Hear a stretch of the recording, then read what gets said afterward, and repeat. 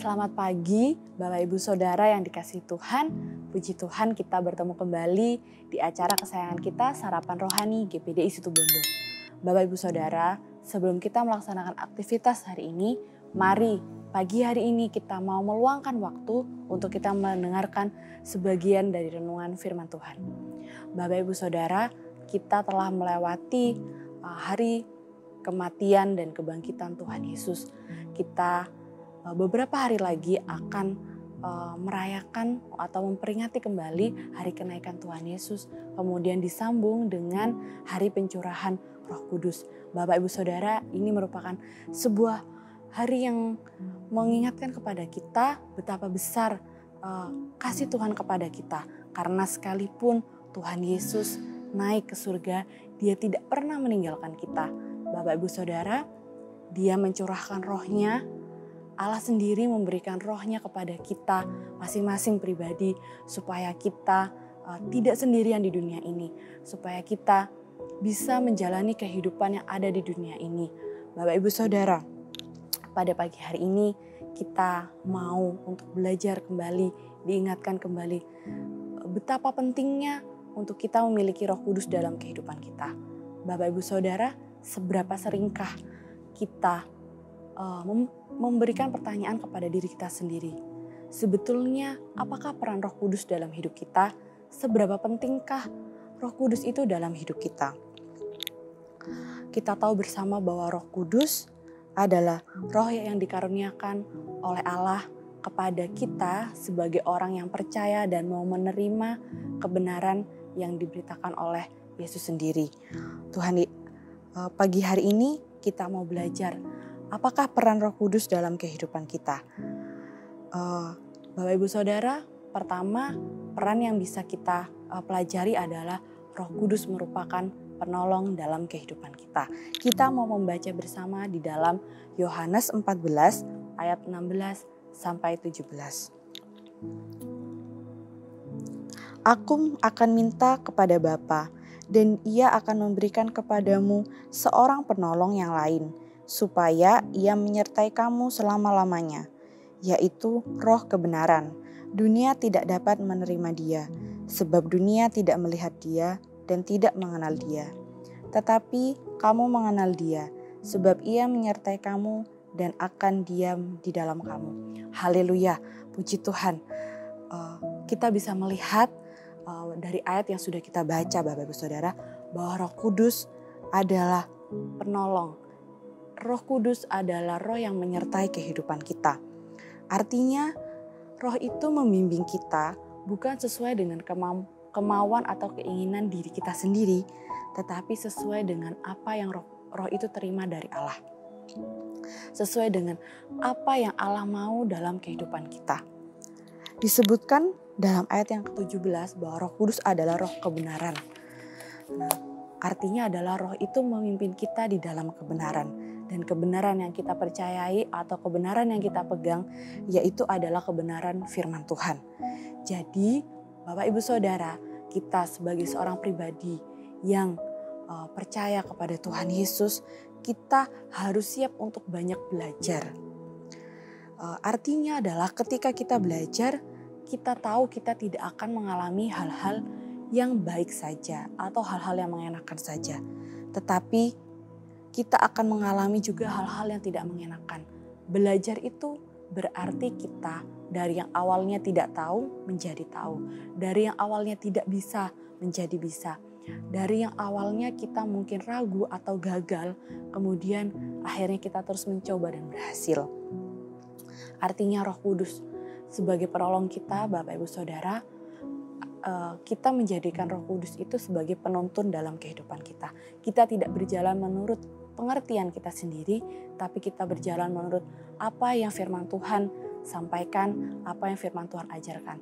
Dan roh itulah yang akan memberikan pengertian dalam kehidupan kita. Mari kita buka kembali di dalam Roma 8 ayat 26 sampai 27.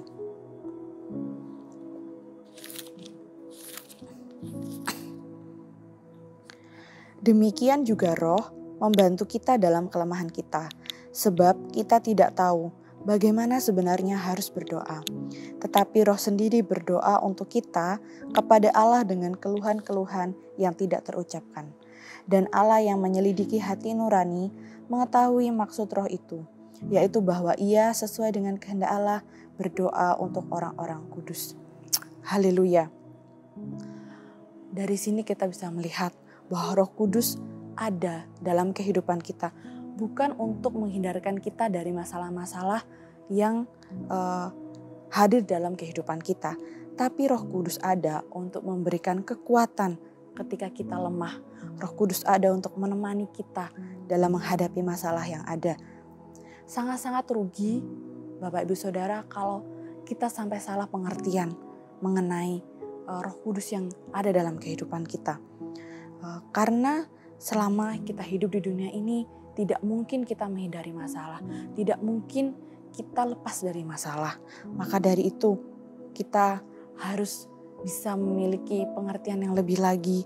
Kita mau belajar lebih lagi bahwa ketika kita menjadikan Roh Kudus sebagai penolong dalam hidup kita, ketika kita mau semakin mengenal Tuhan, maka Roh Kudus akan semakin membukakan kepada kita bagian-bagian dari diri kita yang perlu diubahkan.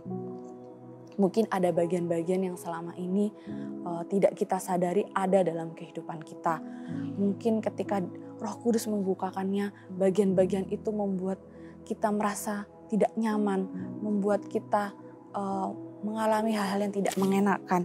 Tapi yakin dan percayalah saudara, ketika di dalam hati kita Roh Kudus berbicara dan memberikan kita atau membukakan kepada kita bagian-bagian yang memang harus diperbaiki, kita perlu sangat-sangat bersyukur karena artinya Roh Kudus benar-benar bekerja dalam hidup kita. Seperti yang ayat 27 katakan bahwa Roh itu akan membawa kita atau memberikan kita pengertian sesuai dengan kehendak Allah. Maka dari itu Bapak Ibu Saudara, jika kita mau untuk menjadikan Roh Kudus sebagai pemimpin dalam hidup kita, maka kita akan semakin menuju ke arah yang sesuai dengan apa yang Allah mau dalam kehidupan kita, bukan apa yang kita mau bagi diri kita. Kemudian peran Roh Kudus yang selanjutnya adalah Roh Kudus adalah penghibur dalam kehidupan kita. Kita mau membaca bersama di dalam Yohanes 14 ayat 26 dan 27.